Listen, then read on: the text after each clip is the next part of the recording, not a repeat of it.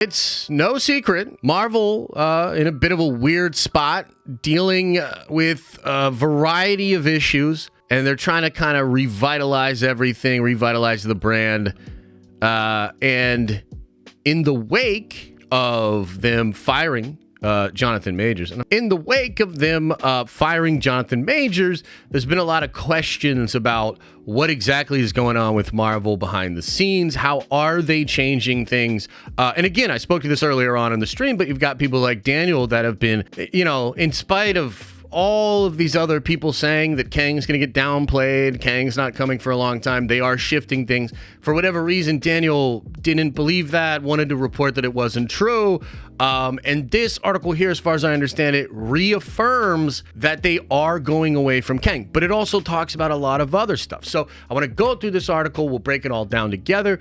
And to me, I think there's even more to the story here than what's going on in this article, because we've just heard so many different rumors. So much is happening right now, and they're retooling. And I think when we get to San Diego Comic-Con this year, which is like maybe one of the things I'm looking forward to the most this year, is what will they tell us / show us at San Diego Comic-Con? Because Comic-Con has always been an anchor for the Marvel machine. Marvel does live off of hype. Hype is an incredibly important part of the formula, and Kevin Feige himself is fully aware of this. He will schedule shooting of particular films simply so that he has footage available to show at Comic-Con. Okay, so this Comic-Con, I think, is going to be a super big deal. I'm really excited to see what they show us. They got to sell us on the vision. They got to sell us on this new version of Marvel. And so I think that we might get some previews in this article of what will be announced at San Diego Comic-Con. So here we go. Let's get into it.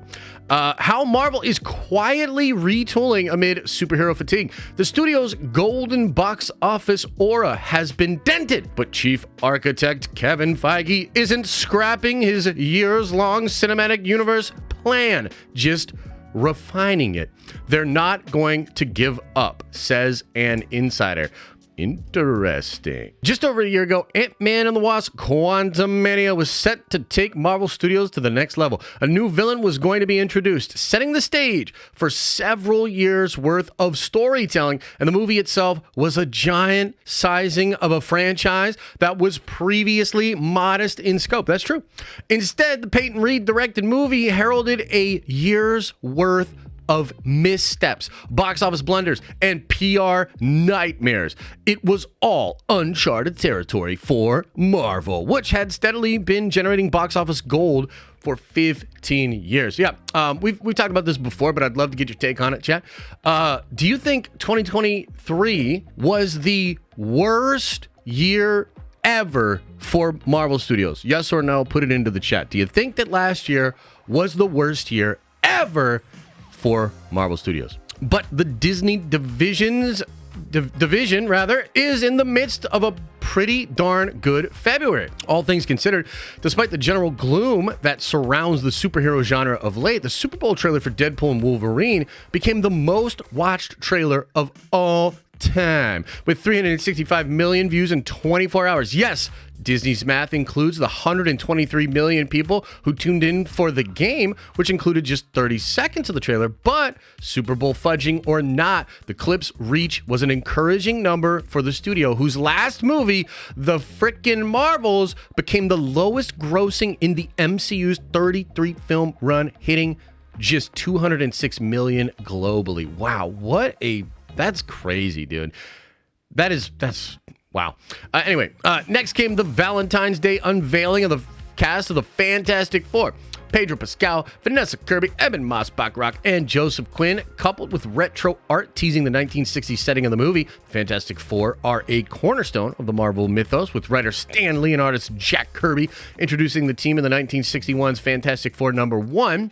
the comic that would initiate the Marvel Universe. So the symbolic launch of the new team carries a lot of weight for the film division. This will be the third incarnation of the Fantastic Four to hit the big screen, not counting the infamous Roger Corman version. A day later, Marvel launched the trailer for X-Men 97, a revival of the 1990s cartoon that debuts in March. The trailer set an internal Disney record as the biggest launch for an animated series on Disney Plus, ahead of other Marvel shows such as What If and any animated Star Wars series. What? Hot damn! That's crazy. So it broke a record for animated trailers, anything Marvel and any Star Wars. Wow, I didn't know that. But I mean, it kind of tracks, right? It kind of tracks. I mean, that show, we've talked about it a lot. That's a huge cornerstone, a huge seminal piece of content for a lot of nerds, a gateway drug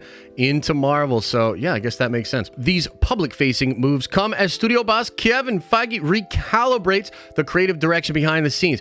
Early in February, the company completed reshoots for Agatha Darkhold Diaries, the WandaVision spin-off starring Catherine Hahn that is expected to hit Disney Plus this fall. Man, I still just really don't care about that show. The company usually budgets 5 days of reshoots into the schedule, but the studio completed the work in just one, fueling a sunny outlook around the show internally, according to sources associated with the series. I mean, that's good. At least they're not wasting a bunch of money on a show that I don't think is going to be heavily viewed. So, okay, that's a dub.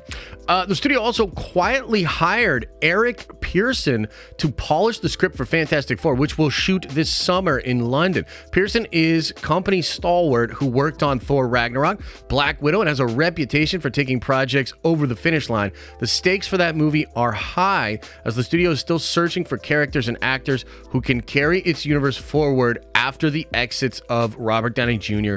and Chris Evans. Yeah, we'll talk more about this, especially when we get into the Spider-Man story, because it's kind of a damn shame what's going on with like Tom Holland's Spider-Man, because I think he's Feige's like best shot at replacing these dudes and kind of carrying the torch like that. Yeah, we'll talk more about that. Rewriting Spider-Man could have replaced them, but Sony playing hardball, not good. Let's keep reading. Marvel also hired Joanna Callow, the showrunner of the acclaimed FX series The Bear, to work on the script for Thunderbolts. Wow. The Hollywood Reporter has learned the film will begin shooting in March in Atlanta. Her hiring adds a flair of prestige to the project, which stars Florence Pugh, and according to sources who has read a previous draft of the script, centers on villains and anti-heroes going on a mission that was supposed to end with their deaths. Ooh, very, very interesting. Okay, now we got to get into the Kang stuff. Here we go. Marvel is also cleaning up the creative mess left in the wake of Jonathan Majors, the once rising actor cast to play the linchpin villain role in the next Avengers movies, but who in December was found guilty of reckless assault in the third degree and harassment in a Manhattan court after domestic incident, blah, blah, blah. Marvel dropped Majors hours after the conviction and is rewriting those movies, which will now either minimize the character or excise him entirely. The first of the new Avengers movies, due out in 2026, was initially titled Avengers: The Kang Dynasty, but we'll be getting a new title to remove the character's name. Those sources say that even before Major's conviction, the studio was making moves to minimize the character after Quantumania underperformed, grossing $476 million. On the TV side, Marvel has been reorganizing its operations to allow for greater control from showrunners, a move made after the critical failure of the expensive Samuel L. Jackson spy series, Secret Invasion, literally one of the worst things they've ever made, which sidelined executive producer Kyle Bradstreet after a year, with various creative factions vying for influence in his wake. The show had about 2.5 billion minutes of viewing over its 6-week run per Nielsen, in the bottom third of Marvel's live-action Disney Plus offerings so far. Wow. Yeah, Secret Invasion was a big old stinker, but again, they are getting showrunners trying to change that. The focus is internal this year, says one insider of all the tinkering going on behind the scenes. Execs are not calling it a reboot, not even a soft one, but more of a creative retooling. It's no secret that since 2019 Avengers Endgame, the company was asked to scale up in an unprecedented way to feed its fledgling streaming service, Disney+. Then a top priority for Disney. That's true. First under the direction of CEO Bob Iger, later his short-lived successor Bob Chapek, Marvel expanded into TV series and animation with the goal of the MCU becoming a place with seemingly endless procession of year-round releases. It was an ask that proved too unwieldy to sustain. Some of our studios lost a little focus. So the first step that we've taken is that we've reduced volume, Iger said on February 7th earnings call. I don't know if you guys remember this. That earnings call was a disaster for them. I think the stock's still up like 15%. So absolutely horrible for them.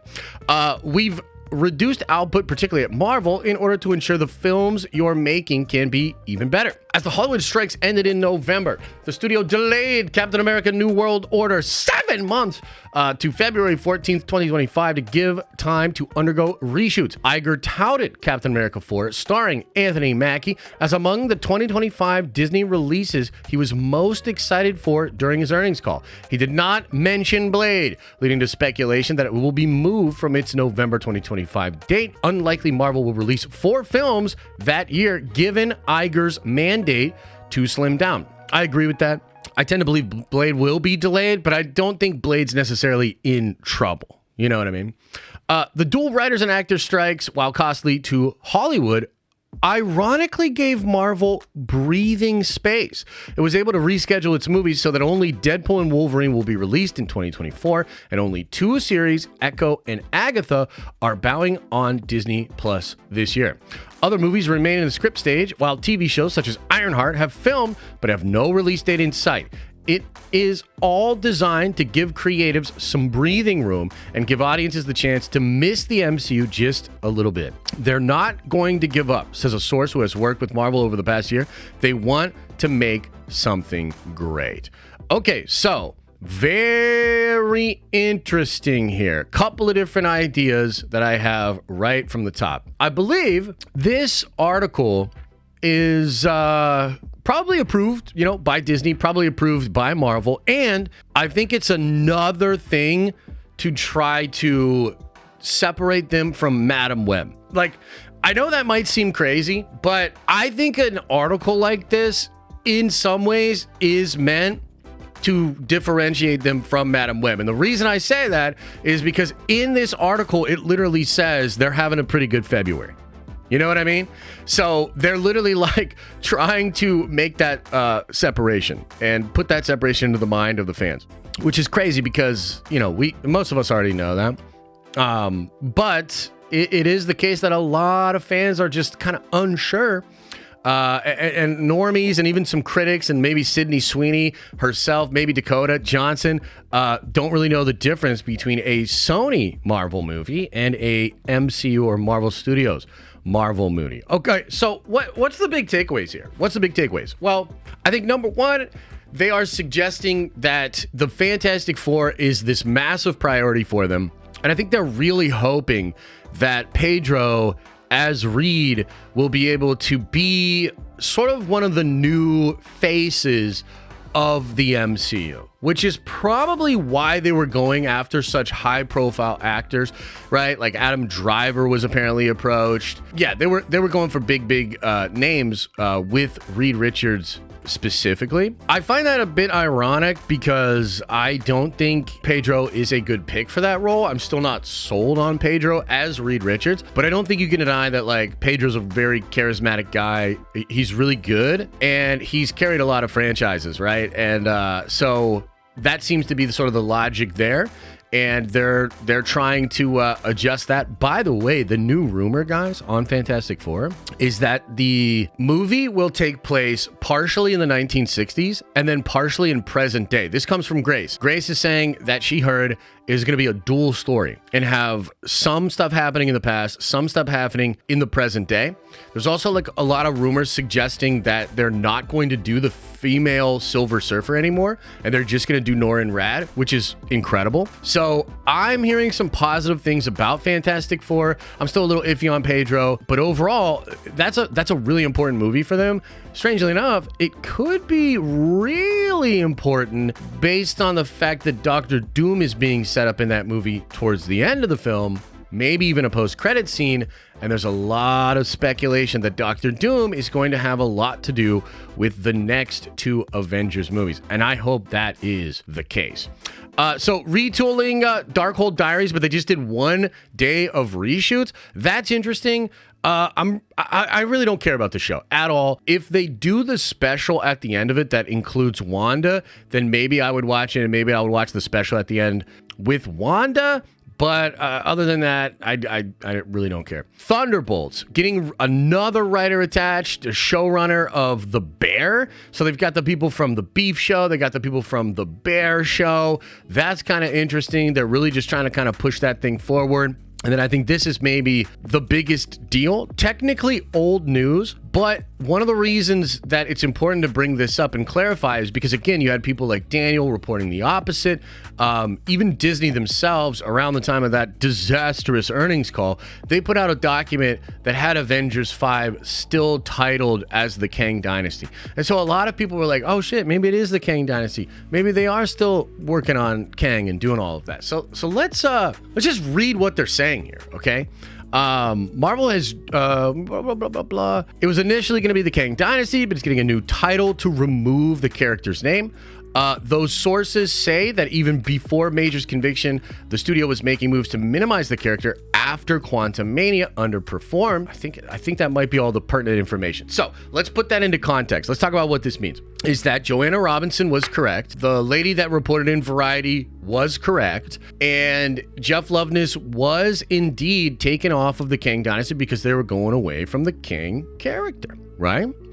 So again, we've kind of already been on this. There was some question as to whether or not it was true. And I think it's fair to say there's a lot of moving parts. We don't know all of these things, but really reliable people were talking about that. So if you go back to a lot of the reports that we were talking about in the wake of Majors being fired, it appears that that's what's happening. So the way we understand this is in Avengers 5, it was originally going to be 616 Earthbound heroes, and the Council of Kangs were gonna come to Earth and like fight them, which honestly just sounds so fucking lame, dude.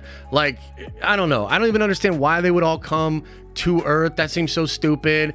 I'm at a place right now where I'm just so over Kang. I don't know how you guys feel, right? But we're months and months and months removed from the Jonathan Majors situation.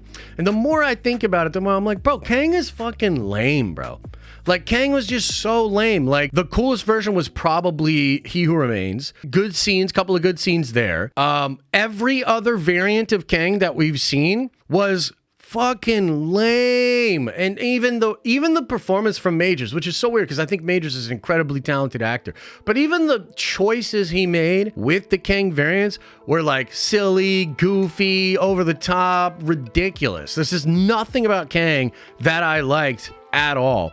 And it becomes like even more the case the more distance I get between Kang. Okay, so that's not going to be happening. What it says here, it will minimize the character or excise him entirely. Okay, so why did trade reporters say they're not going to be casting Kang for a long time? Well, because they're not really recasting Kang anymore. They're probably recasting the Beyonder. And they're still going to have the Beyonder come back. But as far as the variants of Kang and having Kang be a big part of it, it's either going to be so minimal that it might as well not be in there. Maybe it's just in there to kind of have at least some through line to what was going on with the council. Or he's going to be removed entirely. Like, entirely. Okay? This makes me think of reports that Alex Perez had in the wake of that. Okay? And Alex Perez was saying, well, the current plan is essentially for them to sweep it under the rug. Okay? And they're going to retool and rebuild up the multiverse slowly behind the scenes. Some people have even suggested that other villains will be stepping up into the role that Kang had. And I think the way he worded it was filling the vacuum left by the Kangs and by the Council of Kangs. This is also reminding me of people that reported that the end of Loki season 2 would give you a hint as to what Marvel was doing with Kang. I think this is in reference to not only He Who Remains being defeated by Loki, but also the way that they speak about the variants in that final episode. The way they're like, oh yeah, no, they took care of that guy. We'll keep an eye on him. And that's pretty much the extent of it. And that was a hint there. So through all the reports and all the rumors, it looks like they knew Quantumania wasn't hitting. They knew there was drama with Majors. Even if Majors had been completely exonerated, there's still kind of a stink there. And it's still probably smart for them to change the approach they were going to take, minimize his exposure to the audience, because some people are just not going to like a dude after somebody gets associated with such behavior. You know what I mean? Like, right, wrong, or indifferent, that is just the way that it is. This is a billion-dollar corporation that is looking to make 4-quadrant movies. They have to take these things into consideration. So what it looks like was they were already retooling Council of Kangs, and they were likely already going to shift to the Beyond. They're going to minimize the Council of Kangs. However, they are rewriting the movies again after Majors was charged. They rewrote them again. I was told Marvel was actually shocked that he was charged. And so they kind of like changed their plan again. I think they're going even further away from Kang. And I think there's evidence to suggest that. So what does that mean exactly? Is it possible Doctor Doom is going to be playing a much bigger role? I certainly hope so. I think that would be incredible. You might still have Kang in some way, shape, or form, maybe with the recast, but it's not going to be a focus. It might not even be in the movie, guys. And we're hearing stuff about how Wolverine and Deadpool are now being considered for Avengers 5. So they're changing it to the degree to which they're going to bring in characters that were only going to be in Secret Wars, only going to be in Avengers 6. They're potentially now in Avengers 5. Destin Daniel Crichton, by the way, I absolutely predicted this.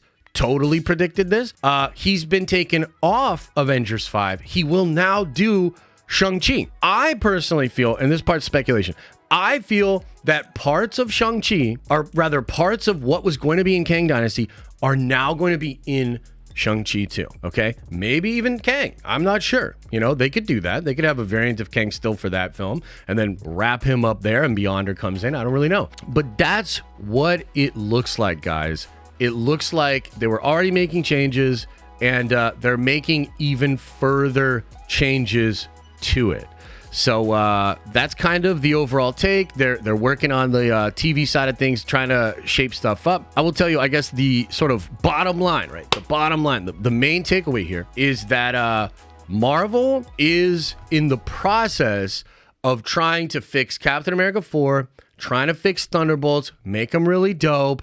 This is part of the reason why they can't do Spider-Man in time to get it out in 2025. They're very focused on the Fantastic Four. That's a huge deal for them. And then I think after that, you'll begin to get into stuff that is really focused on the multiversal war and setting all that sort of stuff up and kind of getting us to Secret Wars. So that's kind of the overall take. But I definitely want to know what you guys think about all of this.